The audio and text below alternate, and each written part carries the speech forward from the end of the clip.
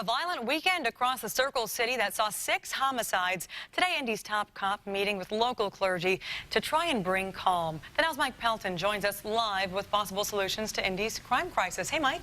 Well, Candace, it's a complicated problem with no easy answer. That much was clear during a meeting this afternoon between Chief Troy Riggs and more than a dozen local clergy. The chief dove into details and numbers on homicides and shootings. One trend that he touched on is officer-involved shootings.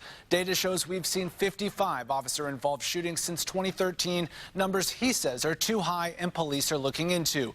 The chief also shared numbers that show a rise in the number of cases where someone is shooting at officers, more than 35 such incidents last year. Now, this discussion about violence comes after a weekend where Metro Police saw 6 homicides.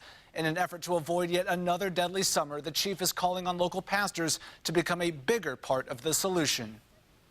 I'm going to ask them to consider being part of a clergy response team so that when we're in the summer and we have an issue in a neighborhood and we have some young people that are a little upset, that they can be that buffer to help us restore peace. I think that, one, we have a great responsibility as pastors, as community leaders. We have a great responsibility to contribute to the solution.